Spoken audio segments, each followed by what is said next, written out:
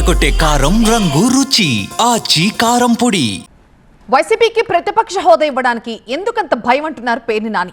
జగన్ నిలదీస్తారని చంద్రబాబు భయపడుతున్నారన్నారు పేర్ని. జగన్ ప్రశ్నలకి సమాధానం చెప్పే దమ్ముంటే ప్రతిపక్ష హోదా ఇవ్వాలి అంటున్నారు.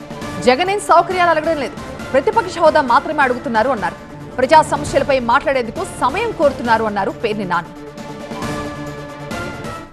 నేను సూటిగా ప్రశ్నిస్తున్నా నారా చంద్రబాబు నాయుడిని, ఈ అవాకులు చవాకులు పేలే కంటే మీరు 164 మంది గెలిచామని చెప్పని జబ్బలు తరుచుకుంటున్నారు కదా.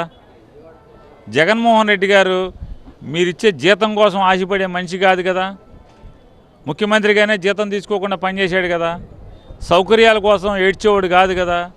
హోదా కోసం ఏడ్చేవాడు కాదు కదా. అతను కోరుకునేది అఫీషియల్గా మీరు ప్రతిపక్ష హోదా ఇస్తే ఖచ్చితంగా ట్రెజరీ బెంచెస్కి అయితే ఏ సమయం ఇస్తారో దాదాపుగా ప్రతిపక్షానికి కూడా అంతే సమయం కేటాయించాల్సినటువంటి సాంప్రదాయం ఉంటుంది. దానికోసం అని చెప్పి పట్టుపడుతున్నారు తప్పితే మీకెందుకు భయం?